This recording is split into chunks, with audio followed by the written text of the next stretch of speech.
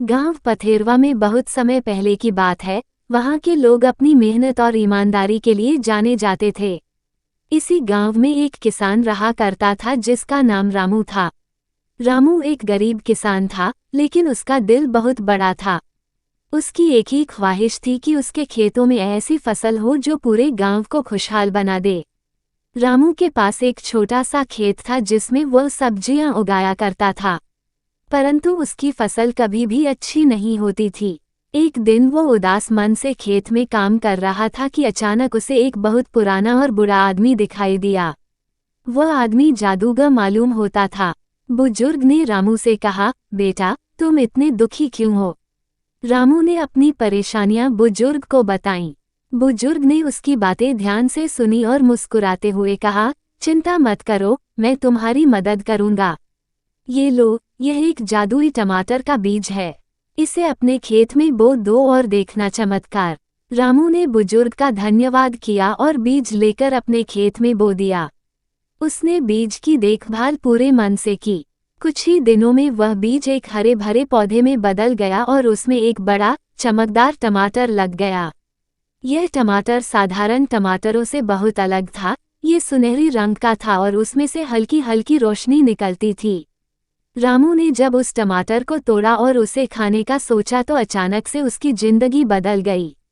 जैसे ही उसने उस टमाटर का पहला टुकड़ा खाया, उसे एहसास हुआ कि उसके खेत की मिट्टी पहले से अधिक उपजाऊ हो गई है। उसके सभी पौधों में नई जान आ गई और वे तेजी से बढ़ने लगे। गांव के लोगों ने रामू के खेत में हो रहे इस चमत्कार को देखा और उससे पूछा कि यह कैसे हुआ। रामू ने उन्हें जादुई टमाटर के बारे में बताया। धीरे धीरे यह बात पूरे गांव में फैल गई और सभी लोग रामू के खेत से फसल खरीदने लगे। रामू का खेत अब सोने की खान बन गया था। उसकी फसल इतनी अच्छी हो गई कि उसने अपनी मेहनत से पूरे गांव को समृद्ध बना दिया। गांव के लोग रामू की तारीफ करते नहीं थकते थे। समय बीतने के साथ साथ रामू ने उस जादुई टमाटर के बीजों को बांटना शुरू कर दिया ताकि पूरे गांव को इसका लाभ मिल सके। उसके इस काम से गांव का हर घर खुशहाल हो गया। अब कोई भी भूखा नहीं रहता था और सभी के पास पर्याप्त खाना और धन था। एक दिन वही बुरा आदमी फिर से रामू के पास आया और मुस्कुराते हुए बोला, तुमने मेरे दिए हुए बीज का सही उपयोग किया है, इसलिए मैं तुम्हें और आशीर्वाद देता हूँ। तुम्हारा गांव हमेशा खुशहाल रहेगा। रामू ने बुजुर्ग का आभार व्यक्त किया और देखा कि वह अदृश्य हो गया।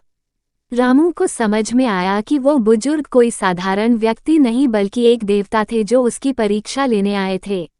इस प्रकार रामू और उसका गांव हमेशा के लिए खुशहाल और समृद्ध हो गया।